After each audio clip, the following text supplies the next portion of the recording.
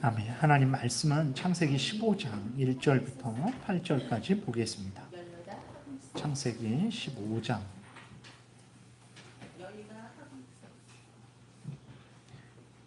제가 봉독해 드리겠습니다. 이후에 여호와의 말씀이 환상 중에 아브라함에게 임하여 이르시되 아브라함아 두려워하지 말라. 나는 내 방패요 너의 지극히 큰 상급이니라. 아브라함이 이르되 주 여호와여 무엇을 내게 주시려 하나이까? 나는 자식이 없사오니 나의 상속자는 이 다메섹 사람 엘리에셀이니이다. 아브라함이 또 이르되 주께서 내게 씨를 주지 아니하셨으니 내 집에서 길린 자가 내 상속자가 될 것이니이다. 여호와의 말씀이 그에게 임하여 이르시되 그 사람이 내 상속자가 아니라 내 몸에서 날 자가 내 상속자가 되리라 하시고 그를 이끌고 밖으로 나가 이르시되 하늘을 우러러 무뼈를 셀 수 있나 보라. 또 그에게 이르시되 내 자손이 이와 같으리라. 아브라함이 여호와를 믿으니 여호와께서 이를 그의 의로 여기시고 또 그에게 이르시되 나는 이 땅을 내게 주어 소유를 삼게 하려고 너를 갈대아인의 우르에서 이끌어낸 여호와니라. 그가 이르되 주 여호와여 내가 이 땅을 소유로 받을 것을 무엇으로 알리이까? 아멘. 기도드리겠습니다. 살아계신 하나님 감사합니다. 이 시간 우리가 하나님의 말씀을 전하고 듣습니다. 성령께서 역사하셔서 성경을 통해서 우리에게 알려주시는 하나님의 뜻을 잘 깨달아 알게 도우시고 마음에 새기게 도우시고 또 우리의 신앙생활, 일상생활 모든 삶 속에서 그대로 믿고 순종하게 도우소서. 이 시간도 성령께서 온전히 주장하여 주시기를 간절히 간구하고 감사드리고 예수님 이름으로 기도드렸습니다. 아멘. 오늘은 이제 하나님이 이제 우리의 방패가 되시고 또 지극히 큰 상급이 되시고 또 마지막 보상이 되신다라는 내용으로 여러분들에게 말씀을 드리겠습니다. 그래서 오늘 본문을 처음부터 해석하지는 않고 이제 후반부에 가서 또 이렇게 본문의 내용에 대해서도 또 말씀을 드리겠습니다. 추수감사 주일을 우리가 맞이하고 있는데요. 벌써 신년감사 예배를 드린 지가 엊그제 같은데 벌써 추수감사 예배를 드리게 됐어요. 한 9개월 반이 지났으니까 한 300일 정도 그 정도 조금 이렇게 우리가 산 것 같은데 여러분 이렇게 제가 질문 하나 이렇게 드리겠습니다. 마음으로 한번 대답해 보세요. 여러분들 9달 반 정도 이렇게 살면서 23년을 그렇게 9달 반 정도 살면서 하나님이 여러분들에게 은혜 주신 것에 대해서 한 100가지 정도, 많이도 바라지 않고 100가지 정도 이렇게 좀 말씀하실 수 있으십니까? 어떠세요? 내가 하나님의 은혜 받은 거 이렇게 좀 적으면 한 100가지, 그거 그 정도밖에 안 되겠습니까? 1000가지, 10,000가지 그 정도 되는데 왜 100가지만 적으라고 하십니까? 이렇게 어떠세요? 여러분들 이 마음에 어떤 마음이 드십니까? 9달 반을 우리가 산 거예요. 그러면 되게 많이 산 거죠. 그러면 하나님의 은혜를 말할 때 최소한 하루 정도는 그냥 뭐 1시간, 10분 정도, 20분 정도 말하는 게 아니라 하루 정도는 쉬지 않고 말해도 하나님의 은혜를 다 말할 수 있습니까, 여러분? 어떠세요? 너무 좀 지금 상황이 어떤지 모르십니까? 라고 이렇게 아마 질문을 하고 싶으십니까? 그러니까 지금 상황이 어떤 상황인데 무슨 하나님의 은혜를 100가지나 이야기하라 그리고 하루 동안 이야기하라고 하십니까? 라고 아마 그렇게 생각을 하실 수도 있어요. 그러면 정말 그렇게 100가지를 하나님의 은혜 100가지를 이야기하라는 것이 과연 정말 무리한 일인가? 하루 동안 하나님의 은혜에 대해서 이야기하는 것이 우리에게는 불가능한 일인가에 대해서 좀 이렇게 살펴보면서 우리가 얼마든지 그럴 수 있다라는 것을 말씀을 드릴게요. 근데 아마 다 끝까지 듣고 보면 뭐 그게 무슨 은혜입니까? 그럴 수도 있는데 정말 그게 은혜예요. 그래서 여러분들이 한번 생각해 보시기 바랍니다. 먼저 하나님께서 우리에게 주신 은혜들이 어떤 것인지 좀 살펴볼게요. 지난 시간에 하나님은 이제 창조주 하나님이시다라는 것을 말씀을 드렸어요. 진실로 하나님은 창조주 하나님이시죠. 천지 만물, 하늘과 땅과 바다와 그 속에 있는 모든 것들, 땅에 있는 모든 것들, 하늘에 있는 모든 것들, 바다에 있는 모든 것들, 보이는 것들, 보이지 않는 모든 것들, 천사들, 인간들, 그 모든 것들을 창조하신 분이 하나님이십니다. 그러니까 우리 이렇게 몸이 단순한 것 같잖아요. 뭐 오장육부 뭐 이렇게 하잖아요. 오장육부 정도가 아니에요. 오장육부를 더 이렇게 세세하게 들어가게 되면 우리 몸을 구성하고 있는 세포가 한 100조 개 정도 된다고 합니다. 100조 개면 이건 셀 수 없어요. 살아서 셀 수 없을 정도로의 그러한 이제 숫자예요. 근데 그 정도의 세포로 우리가 이렇게 구성이 된 거예요. 한 인간이 100조 개의 세포로. 그럼 5명이 있으면 500조 개, 70억 명이 있으면 그거는 뭐 상상할 수 없죠. 아무리 슈퍼컴퓨터도 그거는 계산을 못할 정도가 되는 거예요. 그러니까 하나님은 진실로 이 모든 것들을 창조하신 거예요. 그럼 왜 이 모든 것들을 하나님이 창조하셨냐? 그것을 우리에게 주시기 위해서 그래요. 진실로 그렇습니다. 우리에게 주시기 위해서 하나님께서 이 모든 천지 만물을 창조하신 거예요. 지난 주에 우리가 창세기 1장을 통해서 그것을 확인을 했습니다. 정말 그런가? 정말 그래요. 여러분, 하늘과 땅과 바다에 그 하늘에 있는 뭐 짐승들, 땅에 있는 짐승들, 바다에 있는 짐승들 많아요. 그런데 하늘과 땅과 바다를 마음대로 돌아다니고 마음대로 거주하고 그 다음에 하늘과 땅에 있는 것들을 마음대로 주관하고 다스리는 이는 인간밖에 없습니다. 진짜 그렇습니다. 독수리가 뭐 하늘의 왕이라고 하지만 독수리가 하늘을 다 지배하고 마음대로 다닙니까? 그러지 않아요.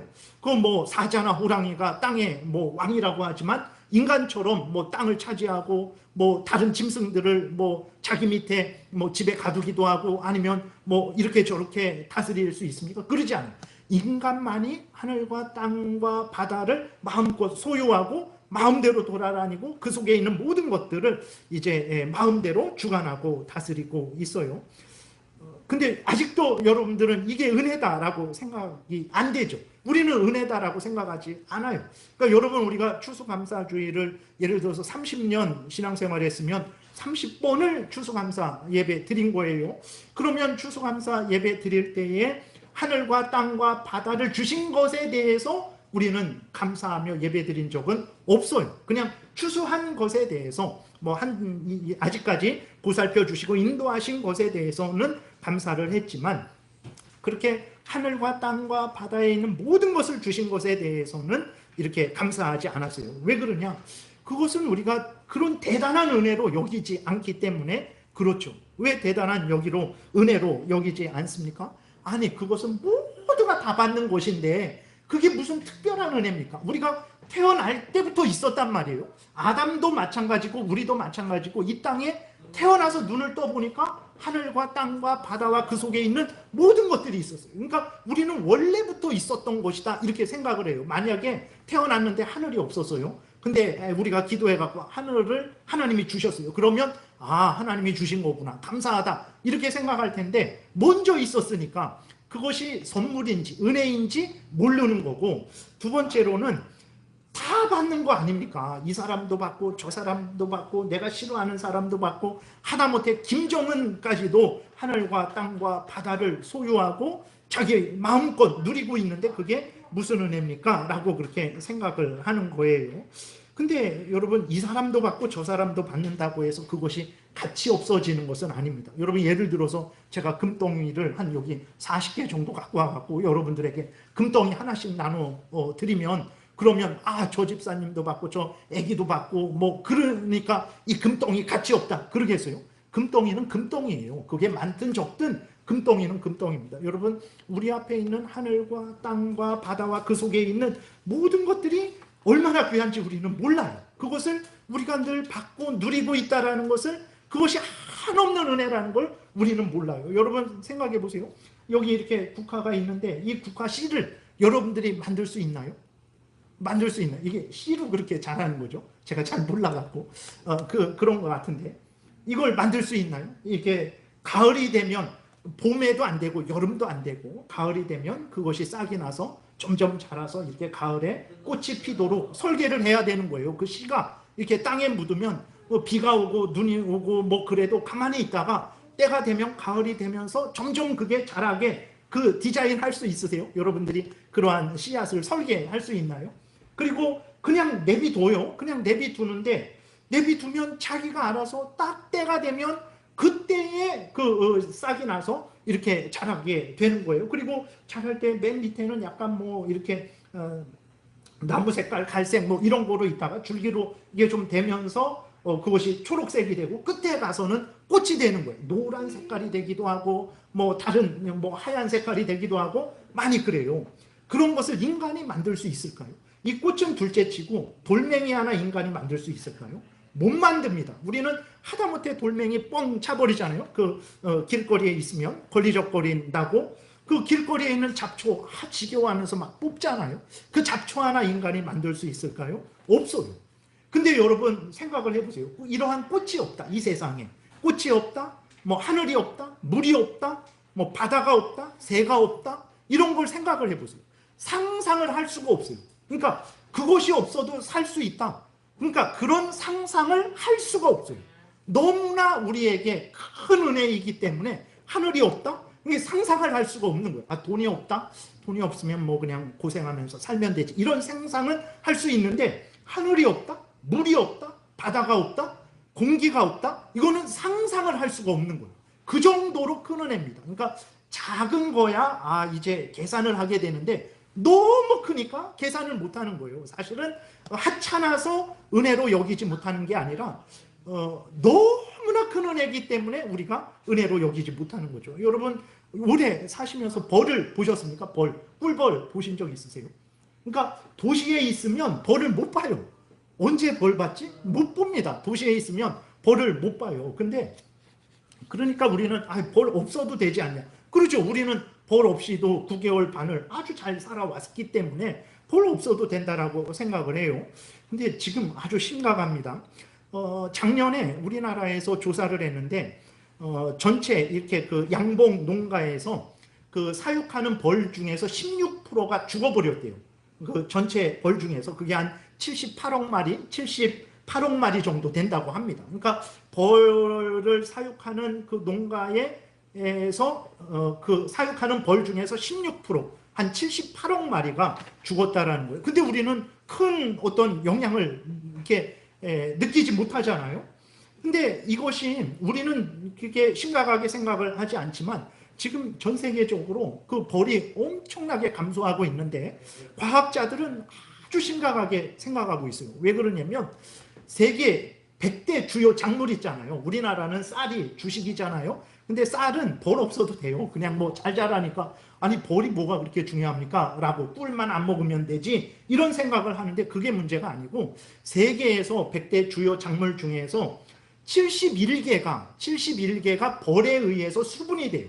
벌이 없으면 그 71개의 작물이 이렇게 열매를 못 맺는 거예요. 우리나라는 쌀이 주로 되니까 다른 것들은 뭐 다 그냥 먹든지 안 먹든지 수입하면 되고 이런 생각을 하지만 100대 작물 중에서 71개 작물이 벌에 의해서 수분돼요. 근데 벌이 전 세계적으로 감소하고 있어요. 그렇게 되면 진짜 머지않아서 뭐 이렇게 지진이 나고 홍수가 나고 이것도 문제지만 먹을 양식이 없어지는 거예요. 얼마나 심각한지 모릅니다. 그러니까 근데 우리가 벌 하나 만들 수 있어요? 벌 없으면 되지. 내가 뭐 이렇게 우주에 가는 달나라에 가는 우주선도 만드는데 벌 한 마리 만들겠다. 벌 한 마리 만들 수 있습니까? 못 만들어요. 지금 온 세계에 있는 모든 사람들이 달려들고 모든 기술과 모든 돈을 투자해도 벌 한 마리 못 만들어요. 못 만듭니다. 여러분, 그러니까 이게 은혜예요. 근데 우리는 은혜인지 몰라요. 왜 그러냐? 아니 원래부터 있던 거 아닙니까? 아니 그리고 다 누리는 거 아닙니까? 그게 무슨 은혜입니까? 우리는 그런 생각을 하는 거죠. 그리고 또 우리가 은혜라는 것을 하나님이 천지 만물을 만드시고 그것을 우리에게 주셨다라는 것에 대해서 우리가 기뻐하지 않고 즐거워하지 않고 추수감사주의인데 무슨 은혜를 주셨나? 내가 도대체 얼마를 감사해야 되나? 막 이러한 고민을 하는 이유가 무엇입니까? 그것은 우리가 복을 너무 이렇게 세상적으로, 육신적으로, 물질적으로 생각하고 있기 때문에 그런 거예요. 여러분, 저 사람 복 받았다 라고 했을 때 무슨 생각이 듭니까? 저 사람 복 받았다. 돈 많이 벌었나? 뭐 아니면 복권 맞았나? 아니면 뭐 그리스도인들은 복권을 하지 않는 게 좋습니다. 하지 마세요. 그리스도인들은 아무튼 열심히 일해서 이렇게 성실하게 그렇게 돈을 벌어야지 요행을 바라면 안 돼요. 그래서 도박 같은 것도 하지 말아야 됩니다. 그래서 저 사람 뭐 아파트 샀는데 그리고 그런 것이 무조건 투기는 아니에요. 그래서 합법적으로 올바르게 재산을 증식하는 것은 괜찮습니다. 그랬을 때 복 받았다라고 생각했을 때 우리들이 흔히 이렇게 문득 떠오르는 것은 돈 많이 벌었나? 아파트 샀는데 정말 오르기 전에 사갖고 진짜 몇억, 몇십억을 시세 차익을 누렸나? 회사에서 승진했나? 아니면 자식이 잘 됐나? 이런 생각을 한단 말이에요. 물론 그것도 복입니다. 돈 많이 번 거 복이에요. 여러분 그거 하나님의 크신 은혜입니다. 그리고 승진한 거 아니면 자식이 잘 되는 거 그 다음에 뭐 이렇게 여러 가지 그러한 세상적으로 뭐 질병이 육신적으로 질병이 난 거 그거 큰 은혜예요. 그걸 나쁘다라고 말하는 게 아닌데 문제는 뭐냐면 그리스도인임에도 불구하고 복 그랬을 때에는 그것을 전부로 알아요. 그리고 더 큰 문제는 그것이 제일인 줄 아니까 문제가 되는 거예요. 그러니까 앞에서 말씀드렸잖아요. 여러분 이렇게 100가지 한번 이야기하실 수 있으세요? 그랬을 때 아니 목사님 도대체 너무 황당합니다. 무슨 100가지입니까? 라고 생각하는 이유가 뭡니까?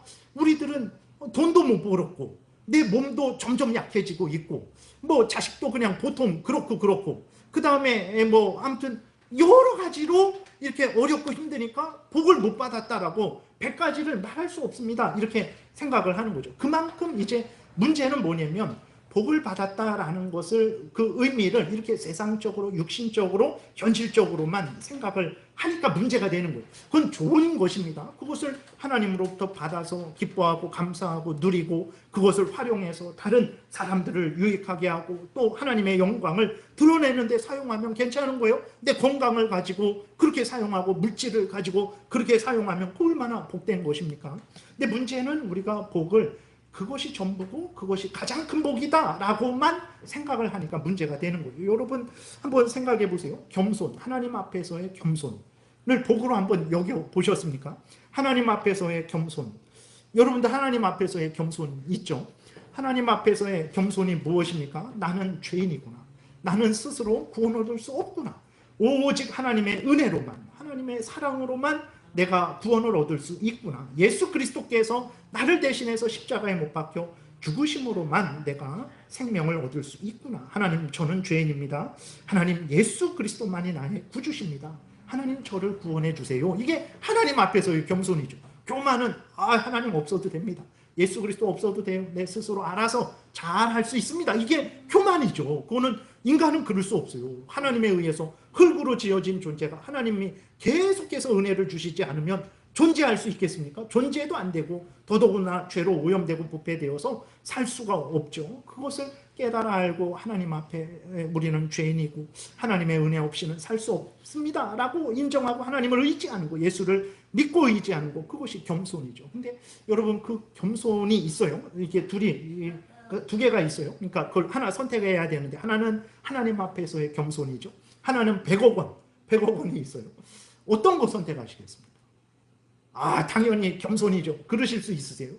그러니까 여러분 믿음은 어떻습니까? 여러분들이 아직까지 살아오면서 하나님을 믿는 믿음, 예수 그리스도를 믿는 믿음, 성경이 하나님의 말씀을 믿는 믿음을 가지고 살아오셨죠. 얼마나 우리가 짧은 인생이잖아요. 70년, 80년의 인생인데도 뒤돌아보게 되면 정말 다윗이 고백하는 대로 기가 막힐 웅덩이와 수렁에 빠진 그러한 참 형편사정이 한두 번이었습니까? 이제 살아났다 그랬는데 더 깊은 웅덩이, 더 깊은 수렁, 겨우 정말 목숨을 걸고 올라와서 겨우 이렇게 빠져나왔더니 이제는 더 깊은 웅덩이, 더 큰 수렁, 더 나오기 힘든 그러한 일들이 연속 아닙니까? 우리 인생이 그렇지 않습니까?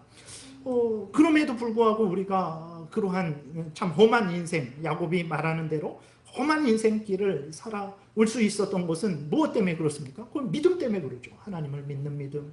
내가 이렇게 어렵고 힘들어도 하나님을 잘 믿고 섬겨야지. 그것이 하나님이 나에게 명령하신 것이지 라는 것을 굳게 믿고 하나님을 의지하고 하나님이 도와주실 것이다. 하나님이 건져주실 것이다 하면서 우리가 여기까지 이렇게 살아온 거잖아요. 근데 이 믿음이 여러분 100억 원하고 이 믿음을 택하라 그러면 여러분들 어떻게 해요? 여러분 100억 원이면 5만 원짜리로 한 이 정도 될까요? 이렇게 정도 쌓아놓으면 그 정도 아마 그거보다 더 될까요? 그 정도 될 것 같아요. 5만 원짜리로 하면 그렇게 많지는 않아요. 그 내 눈앞에 정말 100억 원 돈다발이 있고 그 다음에 믿음이 있어요. 그럼 여러분들은 무엇을 선택을 하겠습니까? 많은 그리스도인들 중에서도 믿음을 쉽게 택하지는 못할 것 같아요. 왜 그렇습니까? 믿음을 복으로 여기지 않는 거예요. 그러니까 돈, 이 세상에 복이죠. 복이지만 그러나 문제는 그것을 유일한 복으로, 가장 큰 복으로만 여기니까 문제가 되는 거예요. 그러나 여러분 생각해 보세요. 이러한 이 땅에 있는 그러한 물질들, 건강한 것, 부유한 것, 형통한 것, 높은 지위를 얻는 것, 좋은 거예요. 그러나 그것도 하나님이 주신 거죠. 그러나 그러한 이 땅의 그러한 복들은요, 그리스도인만 받는 거는 아니에요. 예.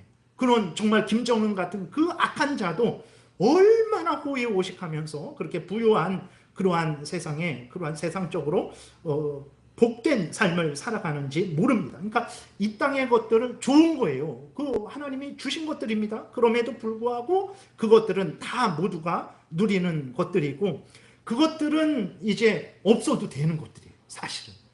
근데 없으면 물론 내가 거지로 살아가겠죠. 내가 거지로 살아가요. 그러나 내가 거지로 살아가도 나는 살아갈 수 있어요. 그러니까 100억 원이 없어도, 여러분 100억 원이 있어요? 여기까지 살아왔잖아요. 아, 목사님 얼마나 힘든데요. 맞아요. 힘들고 어렵죠. 괴롭고 고통스럽습니다. 그러나 100억 원 없어도 살아갈 수 있어요. 100억 원 없어도 천국에는 갈 수 있어요. 그 과정은 물론 힘들고 어려워요. 그냥 뭐 편안하게 간다라는 거 아니에요. 얼마나 눈물 흘리고 땀 흘려야 되고 피땀을 흘려야 되는지 그거는 여러분들이 더 잘 아실 거예요.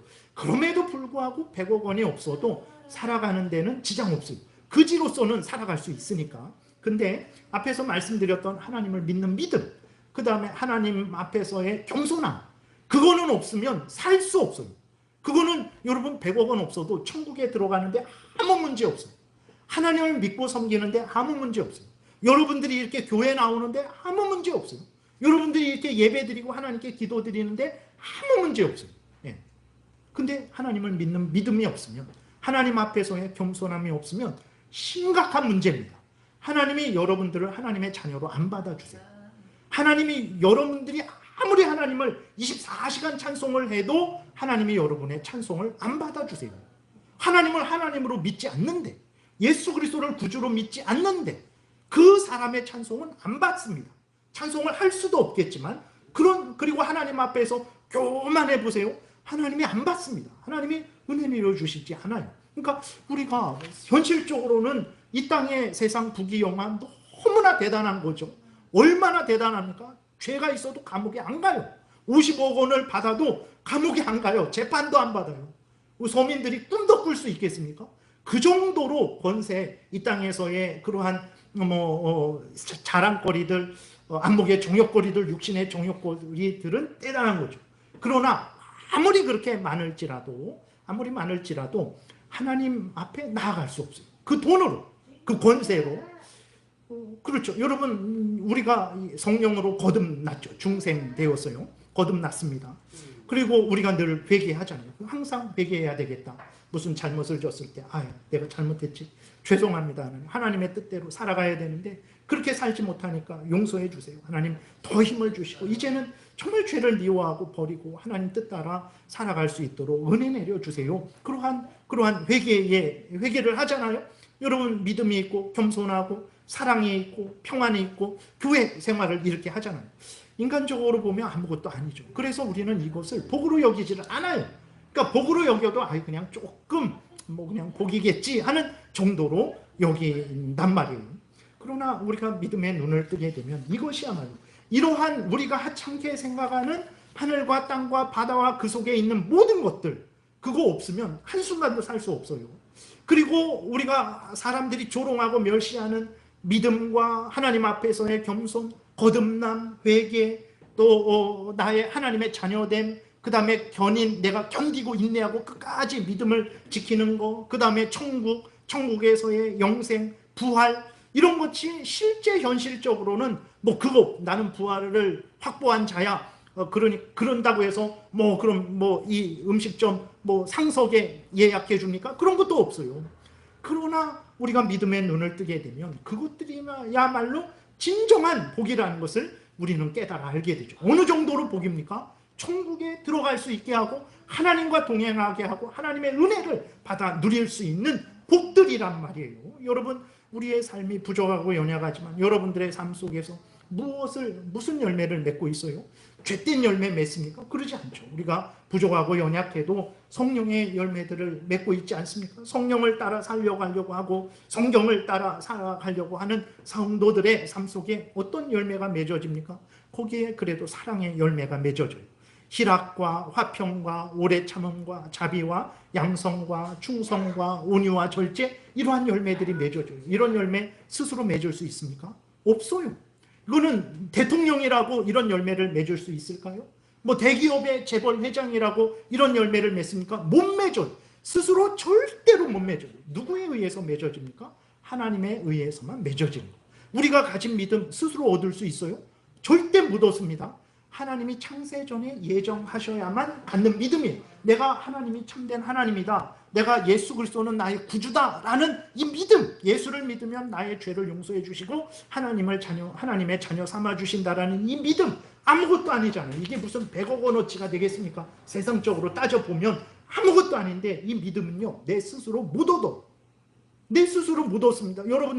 여러분들이 거듭나기 전에 어떤 사람들이었습니까? 하나님은 없다 하고 무슨 하나님의 뜻을 따라 살아야 되냐? 내 마음대로 살아가는 그것이 우리들이 가장 복된 것이고 기독교만 종교냐?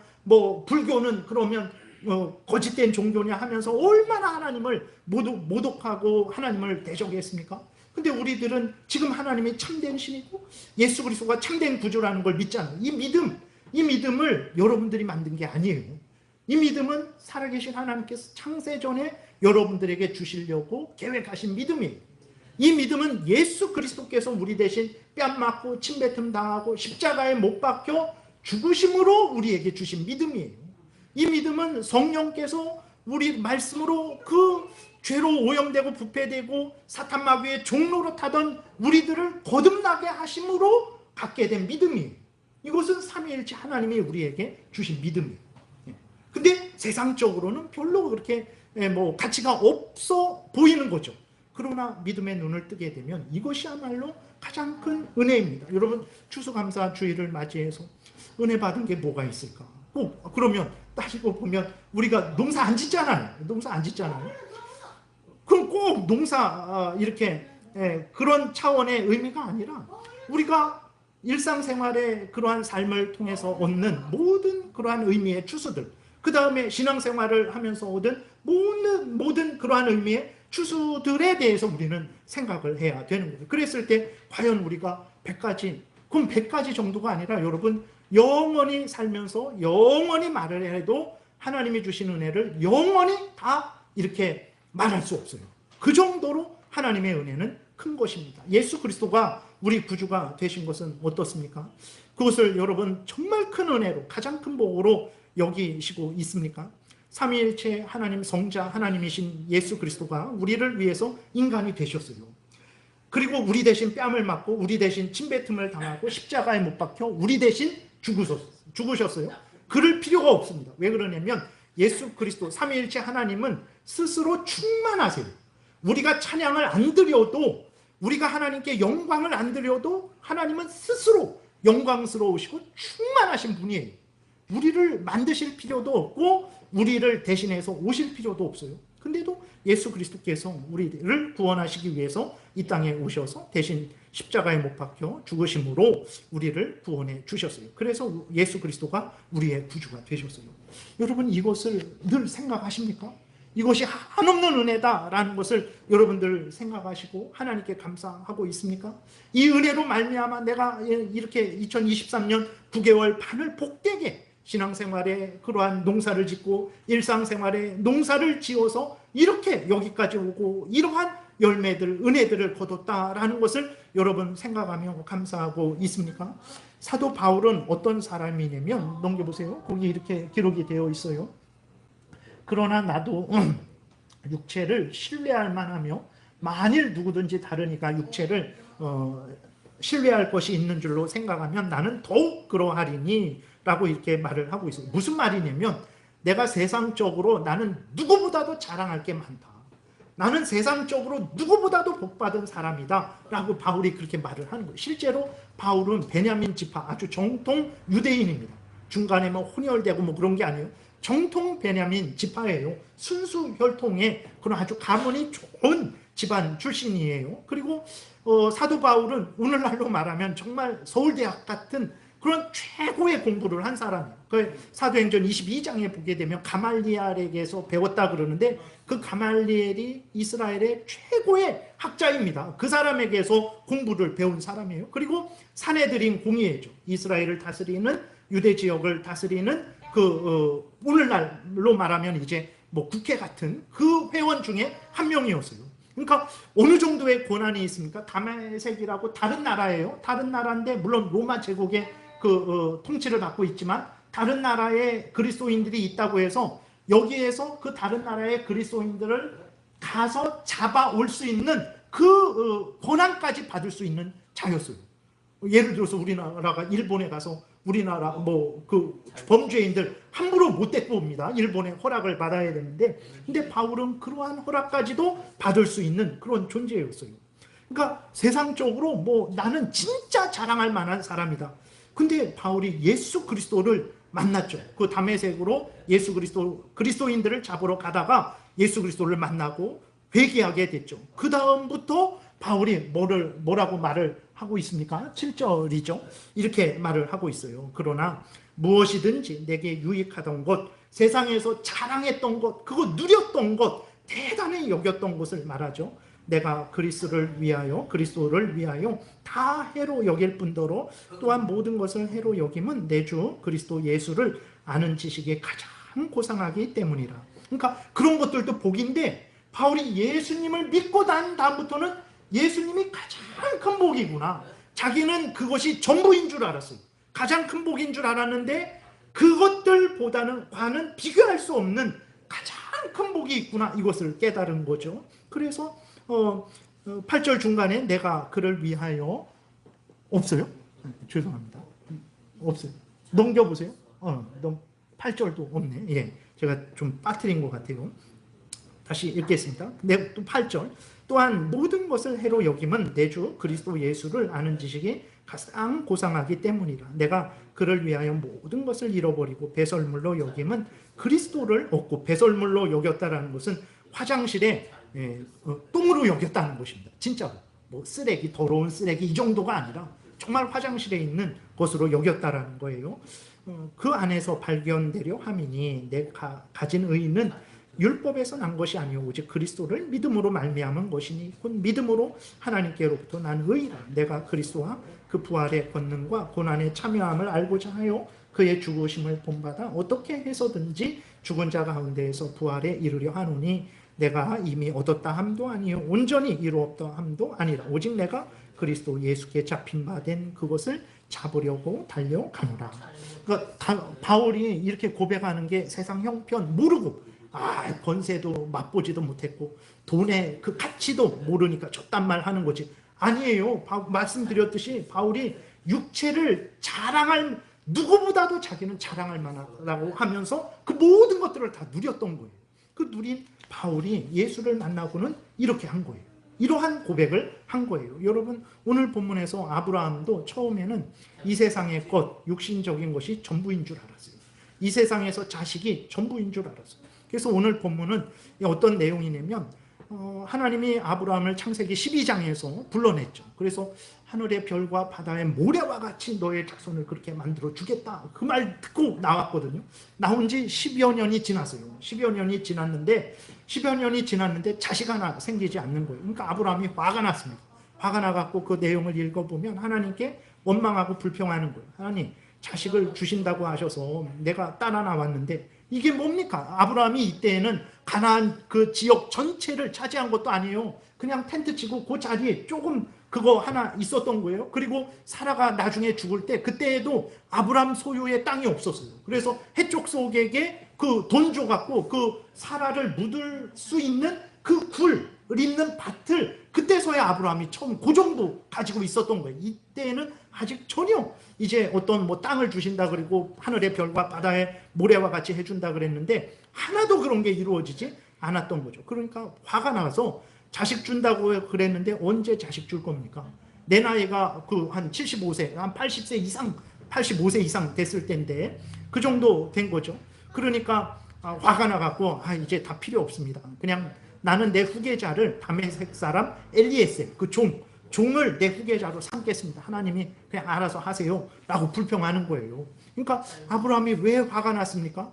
하늘과 땅과 바다와 그 속에 있는 모든 것들이 복인 줄 아직 모르는 거예요.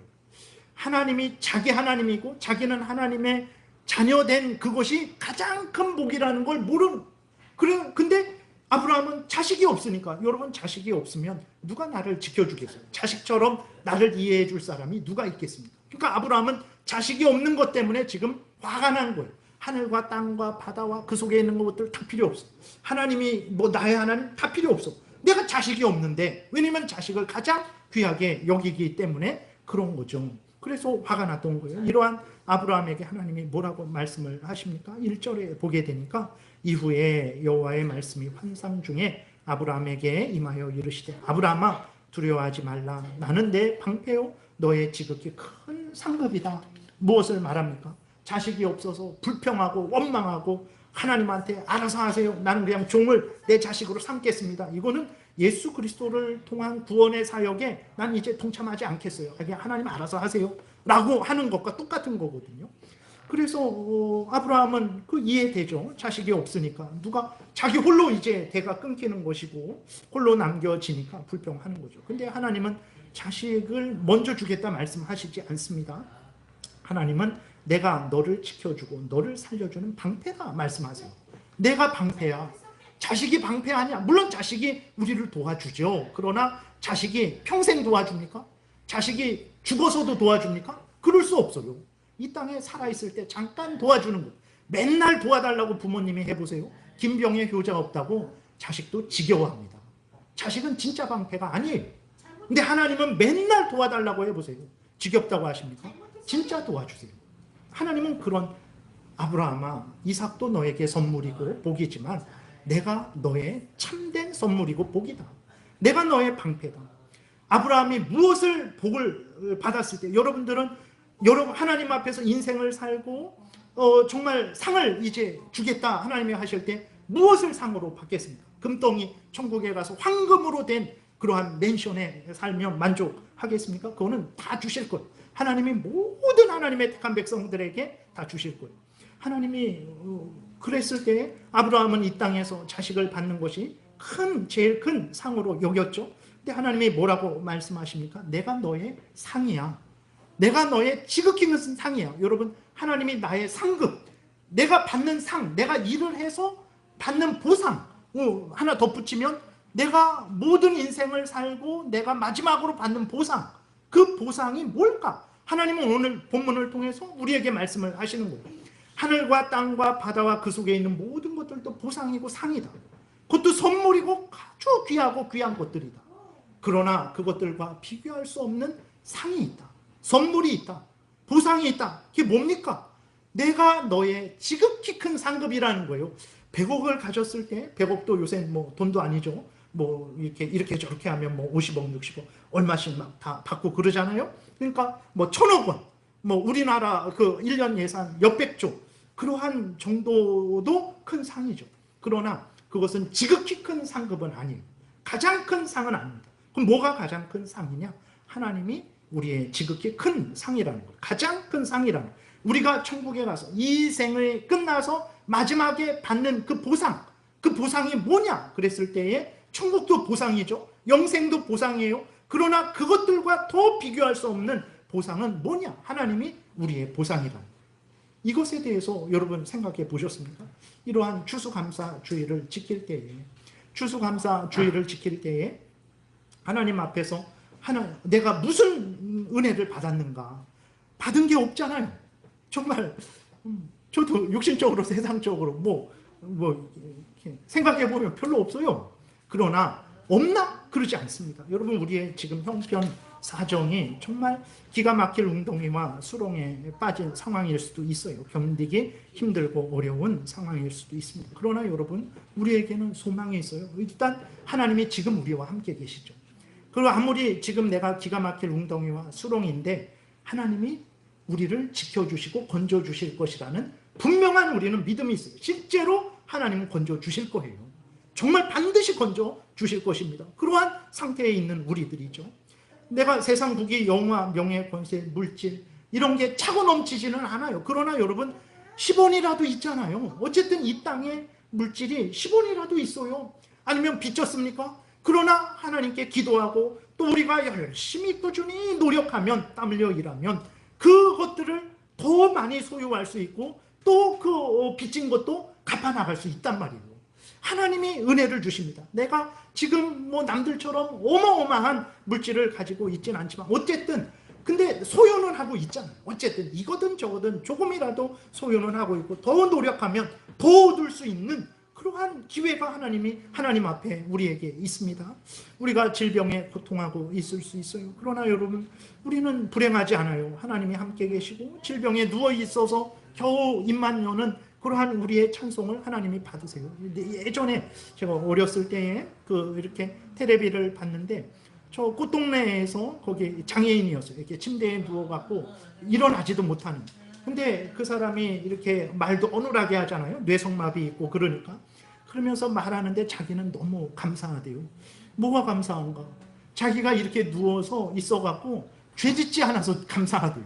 물론 마음으로도 죄를 짓죠, 우리는. 근데 남들처럼 하나님이 주신 지혜를 가지고 힘을 가지고 물질을 가지고 온갖 악한데 쓰지 않고 자기는 이렇게 누워 있어갖고 뭐 힘을 가지고 남을 때리지도 못하고 뭐 이렇게 말로 욕도 못하고 그래갖고 자기는 너무 감사하대요. 저는 아직도 그게 머리에 이렇게 꽉 박혀 있어갖고 아 그렇구나, 그럴 수도 있구나. 여러분, 우리가 이 땅에서 질병 고통을 당할 수 있어요. 그러나 하나님이 우리와 함께 계시죠. 그리고 또 우리에게 무엇이 있습니까? 다시는 아프지 않고 다시는 눈물이 없는 천국이 약속되어 있어요. 그거는 뜬구름이 아니에요. 실제입니다. 실제. 정말 아니 이 땅에서 누리지 못하면 무슨 의미가 있습니까? 여러분, 못 누려도 돼요. 천국은 더 실제예요. 더 실제라는 것을 우리가 기억을 해야 되는 것입니다. 하나님이 지금 우리와 함께 계세요. 예수 그리스도가 우리의 구주로서 우리를 지키고 보호하고 계십니다. 성령께서 우리 안에서 떠나지 않고 우리를 인도하고 계세요. 우리의 삶은 힘들고 어려운 삶일 수도 있지만 천국을 향해 걸어가는 삶이에요.